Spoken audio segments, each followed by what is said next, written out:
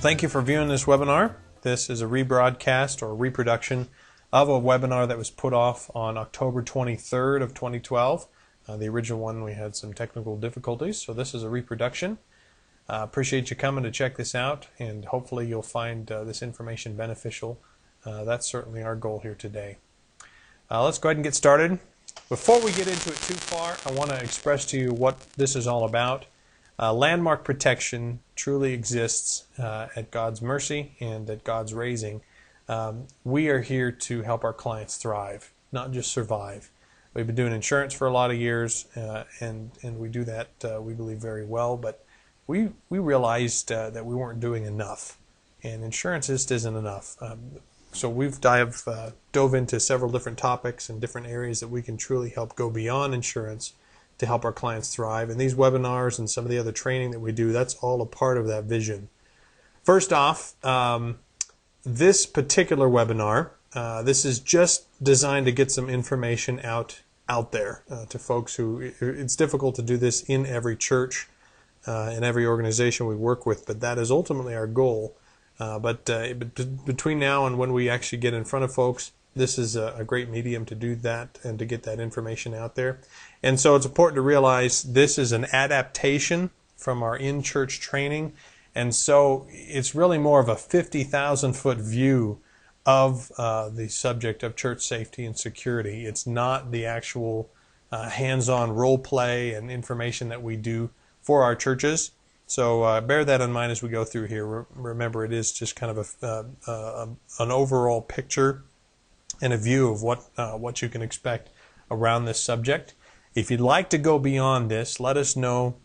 We would love to do this at your church and conduct this training. Again, it's very hands-on. We have role plays. We interact with everybody involved. Get quite deep into different subjects and really can help get you a team started at the church. Okay, so let's get into this. The first thing we need to talk about is the problem of church safety and security. Is it a problem at all? Is it something we need to be concerned about? And if so, how big is it? Back in 2001, I take it back, since 2001, there was a study done between 2001 and 2011, so a 10-year period. And this study measured and documented the number of what's called DFIs, deadly force incidences. These are issues or incidences where in religious organizations, deadly force was used or brought to bear to abate the situation. Doesn't always mean that somebody was killed or injured, but they had to go to that level to abate the situation or either to prevent a tragedy or to respond to it. So in that time, they discovered that there was almost 500 deadly force incidences in that 10-year period in churches and other religious organizations across the country. Almost 500. That's almost one a week. And that number continues to rise. And if you were to look at it on a graph, the further along we go, the faster it rises. This is becoming a huge problem. And the key is you just simply don't hear about it. It doesn't show up in the news all the time. You hear of some of them, like the New Life Church shooting, and recently you do hear about them in the news, but really only the big ones. We hear about them all the time because of the circles we're plugged into, and it's really heart-wrenching. So that's what got us into this subject. It is a huge problem, and much bigger than most churches realize. And it's, in fact, oddly enough, you'd think that it would be worse in bigger churches versus smaller, but the opposite is true. The smaller the church, that's where the smaller and mid-sized churches where we see the most activity. So it is a huge problem, and especially for the smaller churches, which is unfortunate because you don't have the kind of resources that larger ministries have to do things about it. To acquire equipment and get involved in training and to do different things, or even hire police and off-duty security and off-duty police officers and formal security services. So it is a huge problem, and it's particularly devastating on the smaller church. So it's becoming quite significant. In fact, in our office, we've had some conversations here, and we believe the conversation around church security is big enough, it's getting ready to eclipse what the conversation was around church sexual misconduct maybe 5 years ago. And so it is growing quite dramatically. When you think of risk, you need to understand it with these two criteria. When you're measuring how risky it is this particular activity or what's going on at your church or the potential of a problem, ask yourself these two criteria. First of all, how frequent is it? And second, how severe would the consequences be if it were to occur at our church? There's a lot of things that happen frequently, but they don't really affect us because the consequences or the actions or the outcome of them are not severe. They don't really create damage. Another way to look at it is some things, in fact, church insurance is a good way to look at this. Most severe claims in churches don't happen very often. But when they happen, they are devastating. We don't see a ton of church liability lawsuits, and it's not like that's happening all the time where we get one of those a week. But when they do occur at that level, where we're talking hundreds of thousands of dollars in payout, they are severe, and they just don't happen as frequently. Although we are seeing that frequency raise too. So anyway, that's just kind of an example. So understand that, and then ultimately the question is it our church's concern? And of course, we believe it is. In my church, we have dove into this subject quite substantially, and we're exactly this. This is the church we come from. It's a small, small church in Sierra Vista, about 150 members total, and maybe a third or half of those are kids. On a typical Sunday, we have maybe 100 bodies there, and about half of them are children. And so understand that even with that, we have a team of 15 to 20 people within our church. On any given Sunday, you'll see 3, 4, 5, 6 of them walking around the campus, conducting security and safety for our church. We believe that we are sheepdogs, and we're here to protect even the physical being of the people that come and the souls that come to our church. We're to protect them spiritually and physically. So that's what we've taken on in our church. You need to understand, too, do we do something about it or don't we? Ultimately, you are making a choice. There is no middle ground. You're going to choose to either proactively act on this and try to prevent something, or you will simply react to it. That's just the way it is. That's how things roll. It's not a problem either way, but you need to make that choice intentionally, not sit around waiting for something to hit you. That's our caution to churches, is that we choose this intentionally. In some cases, your church may just simply not be a target. It's not as high of a target as maybe another church, depending on where its location and the type of people and the genetic makeup and all of that kind of thing, the DNA of your church. The key is you need to make that choice, though, intentionally. And so the question is, what are the consequences of inaction? I think it's pretty obvious that the consequences are devastating. They can really suck the life out of the church, not to mention the tragedy that could occur. And again, the key here, this whole presentation, the biggest example that we're coming from is an active shooter in a church.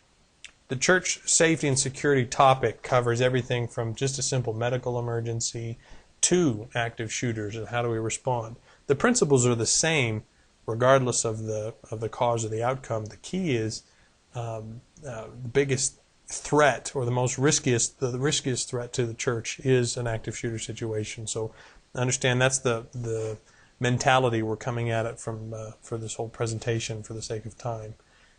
So if we were to have something awful like a church shooting in your ministry, it could be devastating. In fact, it could close your church if you're not able to handle it properly.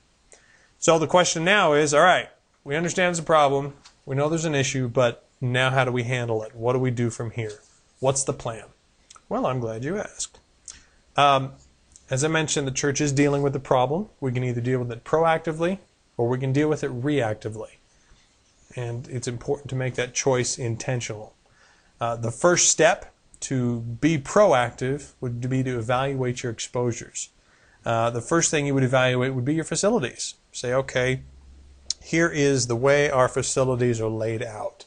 You would think of this the same way that security professionals think of, for example, the folks who are protecting and guarding the Sears Tower. They have a criteria that they have to figure out. What are our security vulnerabilities as far as a facility goes? Where are our hallways? Where are our bathrooms? What are the concerns of somebody maybe being kidnapped here, one of our children at the church? What are some of the concerns there we need to think of in terms of our facilities? We can give you some examples, and there's ways that we can get you some information to think that through. But ultimately, that's what you need to start with. You also need to figure out what ministries you're involved with and kind of evaluate that. How risky, again, using that criteria I gave you earlier, frequency versus severity, and using the worst case as a scenario. How do we rate, for example, a church service is not as risky as maybe handing out bag lunches at the local homeless shelter. There's added risk involved there. Having a ministry for drug and alcohol abuse individuals, that's a lot higher risk than, again, a simple Bible study. So, evaluate that and kind of mark that down. What are our riskiest areas and what's our areas of concern? And again, we can help you work through all of this. The activities you're involved with, so from camps and river rafting to the activities you're involved there locally at your church. What's the risk concerns in it? The people. Oh, this is probably the most important one. The people in our ministry. Who are our people? From the people that are on our team, but also the people that are in the congregation. Who are we counseling with?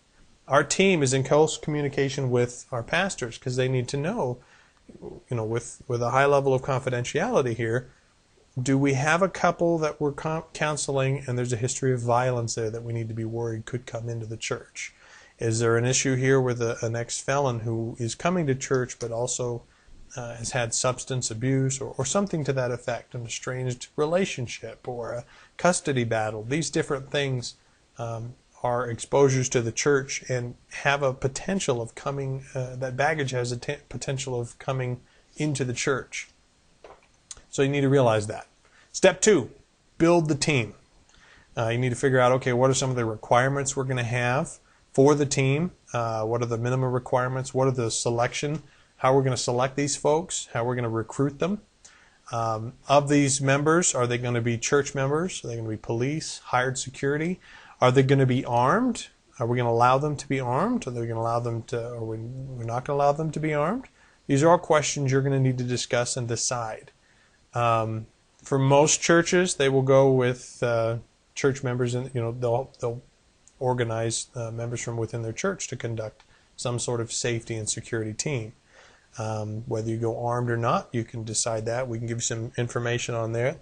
Our church has chosen to go armed, and for different reasons, but our makeup is different than your church. So the key is these are questions you need to address intentionally. Step 3 is once you've found the right people and you've decided how you're going to respond, you need to give them the authority to carry out the responsibility you've tasked them with.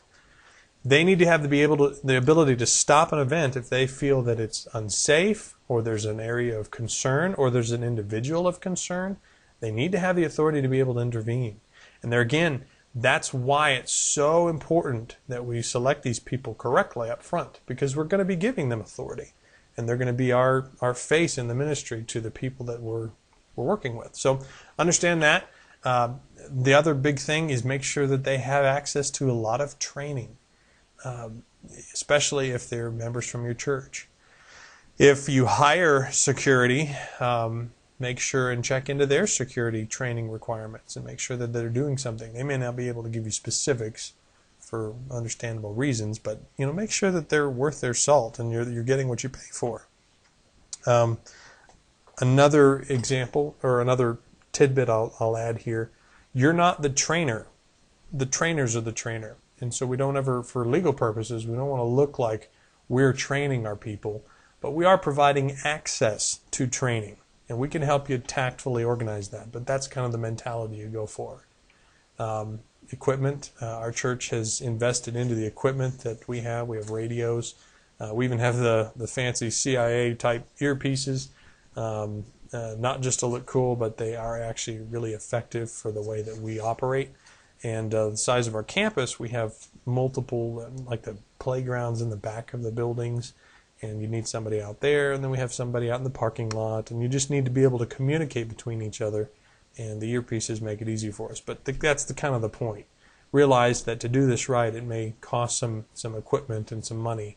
You know what? If you're like our church, we didn't have the money to do it, but we threw the need out there, and God fulfilled the need through some of the other individuals. And so you may not be able to get it all taken care of right off the bat, but just know that if you're going to do this right, you need to be willing to invest in some equipment for your people.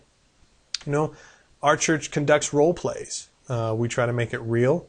We had an incident here where a young man that used to go to our church that we know, he was just arrested for murder. And what if that incident, that brawl that led to this person being killed, what if that had been done at the church? Maybe one of those individuals was his girlfriend, and she comes to our church. Well, what if that got brought into our church? How would we handle that? Make it real. It's important also to just go through these things physically. It's one thing to talk about them and think about them. It's another thing entirely to talk about them and then do them in your church, role play them in your church. It really brings it alive, and it's important to do these things. And then the last thing, obviously, is to monitor what you're doing and continue to evaluate and re-educate. This is not a once-and-done thing.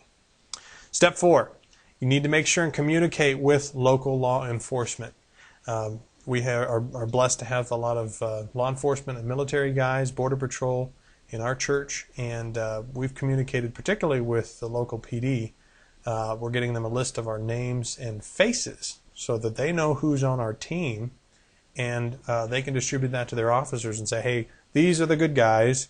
Please do not shoot them if ever there's a problem and you have to arrive. And plus you can glean information from them. We've asked them, hey, what do we need to do that makes your job better? What shouldn't we be doing? Different things like that. Just to kind of kick it around to them and let them know you're their partner, they're your partner. You want to do this right. You're not doing this outside of them. We're not playing SWAT team here, but we do want to be there to respond. God forbid there's a problem. So understand that. Gosh, if there is ever a problem, your job is not to escalate it. Your job is to simply step up and address it, and meet it at the level that they're bringing it. But we don't want to be the reason to send it up the level and basically escalate the problem. We want to be able to respond if there is a problem, but our job is to talk it down, is to bring it down, to calm it down if we can.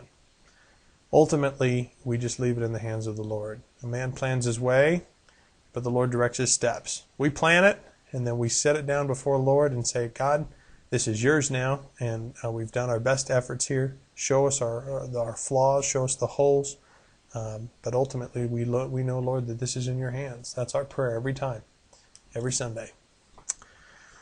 Okay, well, let's get into some more of the practical. How do we prevent something from happening? The first and the biggest key here is you need to live in code yellow, as they call it. This simply means that Semper Vigilantes is the motto for the Civil Air Patrol. I was in that as a kid. And it means always vigilant. You're just always aware. You're not paranoid, expecting something bad to happen at every corner. But the key is you know where your corners are. You know what's going on. You know the people who are around you. You're not suspicious of everybody because that'll drive you nuts. You just need to know what's going on. And there again, it's not paranoia. It's being proactive, and it's being aware of your surroundings and aware of what's going on, in particular in church. Who is in church? Who's coming into the doors? Who's coming through the parking lot that we've not seen before? What kids are in the playground that we've never met before? Where are their parents? Why don't I see them here? Haven't I met them? That kind of thing. Or, wow, there's an interesting individual there I've never seen before, and he's not making contact with anybody. Know this stuff. The next thing you need to do is to know who to watch for. What are the concerns that you have for, in this case, unknown perpetrators? One of the things you'll be watching for is they are nervous or they're shifty. They're going to be anxious. They're not going to be comfortable. They're going to be looking for what could be a number of reasons, but ultimately they're going to be moving around. They are not going to engage in eye contact. They avoid people. They typically are in a corner, or they just don't engage with folks. They may even be zoned, and by that we mean they could be on an illicit substance. They could simply be focused on their target, and they're moving in, and they're in their own world. Look for these things. Try to engage with them. We have documented stories where individuals, and some of them at church, where individuals, there were people who were looking to do something awful in the church. They were going there for that very purpose. But one of the early greeters, one of the parking attendants, or something to that effect, greeted them, tried to engage them, got them to look them in the eye. And it actually diffused and prevented a tragic thing from happening in church. So that's what we tell our greeters. They are our first eyes and ears. They are our first points of contact. And that's their job, is to greet and check for everybody that comes through and report any what we call DLRs that just don't look right. Don't know why, it just doesn't feel or look right. So, moving on. If you know of somebody who may be of concern, what are some of the triggering events? As I mentioned earlier, maybe you've got an estranged relationship coming into the church. It could also be job loss. We're dealing with a lot of that now. If people aren't in a good place and they lose their job, they may take it out on somebody in the church, and it's something to notice and to note. Just know where those potential red flags are. It doesn't mean everybody's going to do that, but you need to know that to know, hey, who should we even begin to focus on, and who you want to at least know that. Ultimately, in church, this is where the broken people come. We're all broken. We're going to be gathering these kind of folks into our church, and it's going to cause some problems. This is where we come to get fixed, and we're drawn to church. So you need to understand that. This is where the problems are. So, next, let's talk about the response. God forbid we ever have to get into this. If we have to respond, it means that our prevention has failed, and we're now looking for the next best option. Our plan broke, and something bad is still happening or is about to happen in our church, and we don't know how to handle it. We should know how to handle it. So this is what we're going to do. How are we going to handle it? We need to think this through beforehand. So our job now is to minimize the effects of this tragedy. So our team, the way it works at church, is the first thing they do is isolate which facility the problem is in. And the next thing they will do is isolate the people within those facilities. Our people know that their job is to secure the zone that they're in. We're not a SWAT team. We're not here to conduct room clearing and that kind of thing. Our job is to simply protect the people that are within our zone. Maybe we're in a specific classroom. We're out on the playground. That is our zone, and that's what we are to be patrolling and controlling. Obviously, the next thing you'll do is report the incident to the police. But there again, some of the things you need to think about is who's going to be the person to call. Do we have a point person? And when they call, they need to have an accurate description of what goes on. They need to know who's involved. If you have any of that information, send that up the chain. If there are any victims, and make sure and let them know that you have security on site and they are wearing red lanyards or whatever. They've got a name tag on their sleeve or something to that effect, so that they know there are good guys and they're running around out there. Please don't shoot you. So that's what you need to make sure and line this stuff out beforehand. As far as the action goes, if you have to engage for some reason, God forbid, again, we're talking just about an active shooter situation here. As I mentioned before, your job is not to escalate. Your job is to simply engage at the level that they have brought. So you can't simply pull a gun the next time somebody starts swinging a fist. That's not a proper use. Your job is to bring this level down, not to escalate it. We've gotten questions, okay, what response is justified? And the vast majority of times, if we do have to engage with an individual, you probably simply tackle the guy to the ground. We live near Tucson, and the shooting of Gabrielle Giffords, there were people right there, and one of them was armed, but they chose to tackle him because that was the best option available. And that's going to be the same at most churches because of the small quarters and because of the danger of stray rounds. You're most likely going to tackle them. But if you do engage at distance, are we going to use firearms or are we going to use tasers? Our parent church carries tasers, so something to consider there. If something unfortunate happens at the church, what response is justified?